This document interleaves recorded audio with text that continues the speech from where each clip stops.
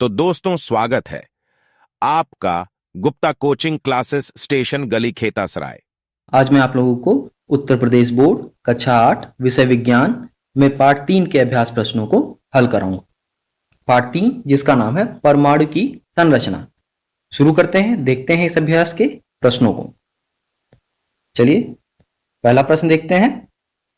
देखिए पहला प्रश्न क्या कह रहा है, पहले का न्यूट्रॉन की खोज की तो जो विकल्प हैं उनमें से जेम्स चैडविक जी ने क्या किया था, न्यूट्रॉन की खोज की थी। अगला प्रश्न देखते हैं। देखिए किसी तत्व के वे परमाणु जिनकी परमाणु संख्या समान होती है परंतु द्रव्यमान भिन्न होती है कहलाती है, वो क्या होते हैं, वो समस्थानिक होते हैं। ठीक है, क्या होता है समस्थानिक में, समस्थानिक में परमाणु संख्या जो होती है वो समान होती है लेकिन जो होती है द्रव्यमान संख्या वो भिन्न होती जाती है। ठीक है, तो ऐसे तत्वों को हम क्या कहते हैं, समस्थानिक कहते हैं। अगला देखते हैं, जल में ऑक्सीजन की संयोजकता होती है तो दो होती है। जल में किसकी पूछ रहा है, जल में ऑक्सीजन की संयोजकता होती है तो हम जल के अणु का जो रासायनिक सूत्र होता है वो क्या होता है, H2O होता है। यही होता है ना H2O। तो कितने हाइड्रोजन, संयोजकता होती क्या है, किसी तत्व से हाइड्रोजन की कितनी संख्या जुड़ी हुई है वही उसकी संयोजकता होती है। तो अब यहां देखिए ऑक्सीजन तो एक ही है लेकिन इससे कितने हाइड्रोजन जुड़े हैं, दो हाइड्रोजन जुड़े हैं। यानी हम इसको कैसे लिख सकते हैं, O, फिर एक H इधर बनाएंगे, एक H इधर बना देंगे, तो ये हो गया हमारा। हमको ऐसे पता चल जाएगा कि किसी तत्व से कितने हाइड्रोजन जुड़े हैं और जितने हाइड्रोजन जुड़े होते हैं वही उसकी संयोजकता होती है। ठीक है, तो इसका सही उत्तर हो जाएगा 2। चलिए अगला देखते हैं, न्यूट्रॉन पर आवेश होता है। न्यूट्रॉन पे कौन सा आवेश होता है, धन होता है, ऋण होता है या कोई आवेश नहीं होता। तो यहाँ पे सही उत्तर क्या होगा, कोई आवेश नहीं होता। ठीक है, न्यूट्रॉन पे कोई आवेश नहीं होता।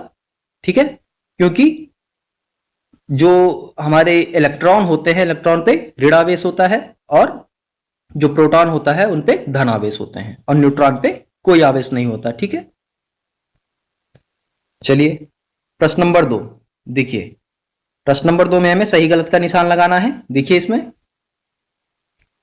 पहला देखिए, परमाणु अविभाज्य कण है। जैसे डाल्टन थ्योरी जब बनी थी तो उसमें डाल्टन जी ने कहा था कि परमाणु जो है वो एक अविभाज्य कण है, लेकिन समय के साथ और शोध होते गए और रिसर्च होते गए तो क्या पता चला कि परमाणु भी 3 चीजों से मिलकर बना है और वो क्या क्या होती हैं, इलेक्ट्रॉन, प्रोटॉन, न्यूट्रॉन। इन तीनों चीज से मिलकर परमाणु बनता है। तो इस हिसाब से हम कह सकते हैं कि परमाणु एक विभाज्य कण है। तो जो दिया है इसके हिसाब से ये गलत हो जाएगा। ठीक है, यानी परमाणु क्या है, एक विभाज्य कण है। अगला देखिए, किसी परमाणु के नाभिक में उसका द्रव्यमान होता है। सही है, द्रव्यमान क्या होता है, प्रोटॉन प्लस न्यूट्रॉन, यही होता है द्रव्यमान। ठीक है, तो प्रोटॉन और न्यूट्रॉन नाभिक में ही पाए जाते हैं तो इसलिए किसी परमाणु के नाभिक में उसका द्रव्यमान होता है, तो ये सही हो जाएगा। अगला देखिए, परमाणु से इलेक्ट्रॉन निकलने से ऋण आवेशित आयन प्राप्त होता है। गलत। जब किसी चीज से इलेक्ट्रॉन निकलेगा तो उसमें माइनस इलेक्ट्रॉन क्या होता है, निगेटिव चार्ज होता है उस पर, यानी ऋणावेश होता है, तो उसके अंदर ऋणावेश की कमी हो गई। जब किसी परमाणु से इलेक्ट्रॉन बाहर निकल जाएगा तो उसमें ऋणावेश की कमी हो जाएगी और जब कमी हो जाने का मतलब कि वो धन आवेशित हो जाएगा, यानी तो ये गलत है क्योंकि ऋणावेशित नहीं होगा, वो धनावेशित आयन प्राप्त होगा हमें। ठीक है, अगला देखिए, जल में ऑक्सीजन की संयोजकता 3 होती है। गलत, अभी हमने ऊपर ही देखा पानी में ऑक्सीजन की संयोजकता कितनी होती है, 2 होती है।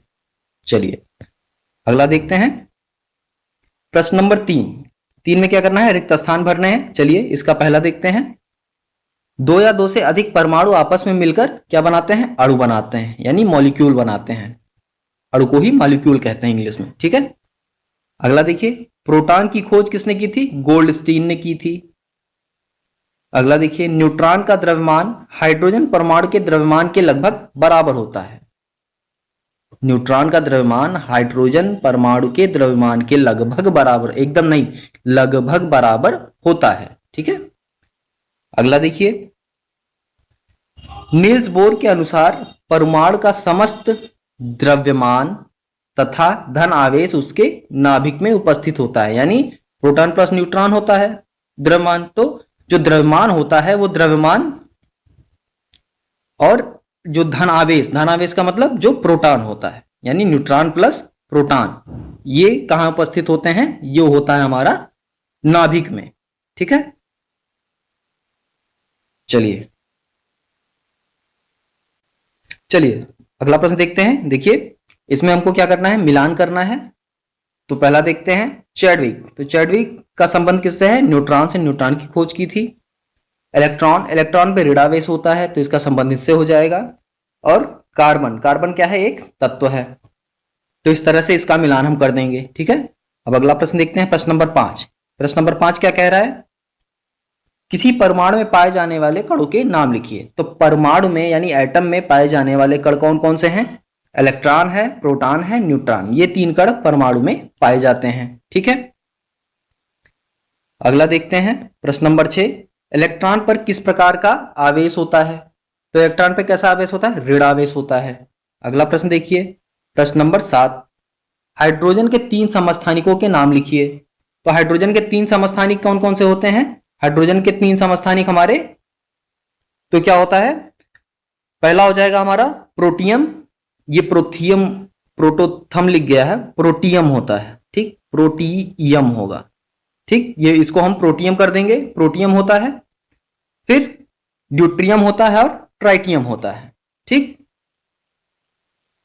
अगला देखते हैं प्रश्न 8वां क्या कह रहा है, परमाणु संख्या, यानी इनको परिभाषित करना है। तो पहले देखते हैं परमाणु संख्या क्या होती है। देखिए किसी तत्व के परमाणु के नाभिक में उपस्थित प्रोटॉनों की संख्या उस तत्व की परमाणु संख्या अथवा परमाणु क्रमांक कहलाते हैं। परमाणु संख्या को हम जेड से प्रदर्शित करते हैं। ठीक है, परमाणु संख्या को हम जेड से प्रदर्शित करते हैं, और ये किसके बराबर होता है, प्रोटॉनों की संख्या के बराबर होता है। जितने प्रोटॉन होंगे उतना ही उस तत्व का परमाणु संख्या होगा, यानी परमाणु क्रमांक होगा। अगला देखते हैं द्रव्यमान संख्या क्या होता है। किसी तत्व के परमाणु के नाभिक में उपस्थित प्रोटॉनों तथा न्यूट्रॉनों की संख्या का योग द्रव्यमान संख्या कहलाता है। द्रव्यमान संख्या बराबर क्या होता है, प्रोटॉनों की संख्या प्लस न्यूट्रॉनों की संख्या। इसको हम दर्शित करते हैं ए से, द्रव्यमान संख्या ए से दर्शित करते हैं। पी हमारा प्रोटॉन हो जाता है और एन हमारा न्यूट्रॉन हो जाता है। इन दोनों का योग जो आएगा वही हमारा द्रव्यमान संख्या कहलाएगा। ठीक है, चलिए अगला देखते हैं संयोजकता क्या होती है, ये देखते हैं। देखिए किसी परमाणु की संयोग करने की या संयोजन, जो भी संयोग या संयोजन जो कहते हैं, दक्षता निश्चित होती है, जिसे संयोगता कहते हैं।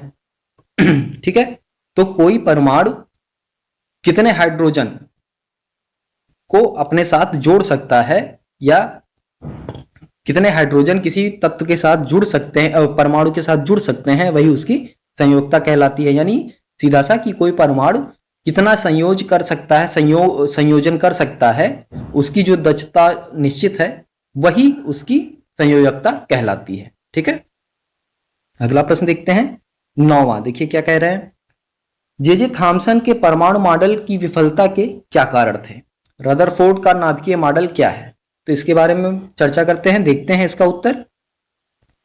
देखिए जे थॉमसन के परमाणु मॉडल की विफलता के कारण किसी प्रयोग से ना होने के कारण इसे समर्थन प्राप्त नहीं हुआ। यानी ये सिर्फ एक थ्योरेटिकल था, सिर्फ बातें एक तरह से सोच विचार के बोली गई थी तथ्यों के आधार पे, लेकिन इसका कोई वो कहते हैं जो समर्थन लोगों को नहीं प्राप्त हुआ। इन्होंने मॉडल दिया तो, लेकिन और साइंटिस्ट और जो वैज्ञानिक थे उन्होंने इनका समर्थन नहीं किया, इसलिए ये मॉडल क्या हुआ, फेल हो गया।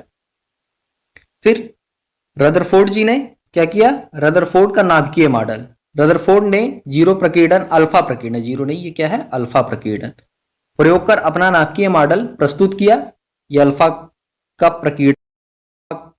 प्रकीर्णन हुआ था, अल्फा रेस को गिराया गया था परमाणु के ऊपर। ठीक है, उन्हें प्रयोग जो उन्होंने जो प्रयोग किया था सोने की पतली पन्नी, यानी बहुत पतली पन्नी थी, उस पे अल्फा कण का, यानी अल्फा जो कण थे, अल्फा रेस जो होती हैं, उनको उसी पन्नी पे, सोने की बहुत पतली सी पन्नी पे गिराया। ठीक है, तो ये जो अल्फा कण, इसको बम्बारी कहते हैं या बम्बार्डिंग कहते हैं, अल्फा कणों की बम्बारी। ठीक, तो उससे निष्कर्ष क्या निकला वो देखते हैं।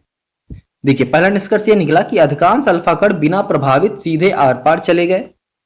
कुछ अल्फा कण विचलित हो गए, यानी अपने रास्ते से, यानी सीधे जा रहे थे लेकिन किसी कारणवश वो अपनी रास्ता उन्होंने बदल दिया।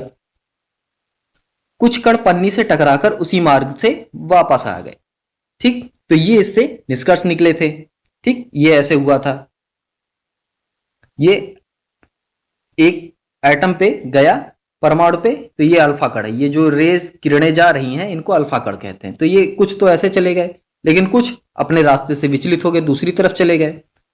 कुछ किरणें थी जो वापस उसी रास्ते से वापस लौट आई। ठीक है, तो यही सब जब उन्होंने प्रैक्टिकल किया तो इससे उन्हें पता चला कि कुछ तो जो नाभिक है परमाणु का, उसके अंदर कुछ तो ऐसा है जिसके कारण ऐसा हो रहा है।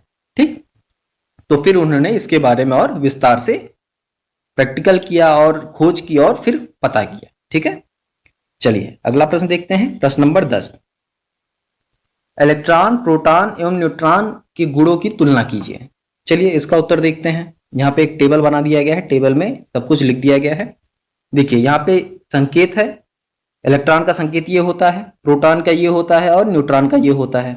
आवेश, इलेक्ट्रॉन पर ऋण इकाई आवेश होता है। ठीक है, ये आवेश होता है इस पे। प्रोटॉन पर धनावेश होता है और न्यूट्रॉन उदासीन होता है, कोई आवेश नहीं होता।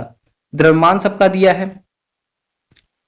इलेक्ट्रॉन का द्रव्यमान इतना होता है, इसका द्रव्यमान यानी प्रोटॉन का द्रव्यमान इतना होता है, और जो न्यूट्रॉन का द्रव्यमान होता है वो इतना होता है।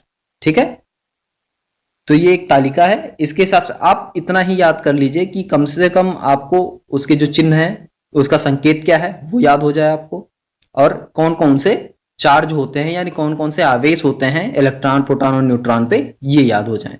बाकी जो द्रव्यमान है अगर याद कर लेते हैं तो बहुत अच्छी बात है। ठीक है, तो ये हो गया आपका उत्तर। अब अगर हमारा वीडियो अच्छा लगा हो तो प्लीज वीडियो को लाइक करें, चैनल को सब्सक्राइब करें और दोस्तों को शेयर करें। हमारा वीडियो देखने के लिए आप सभी का बहुत बहुत धन्यवाद।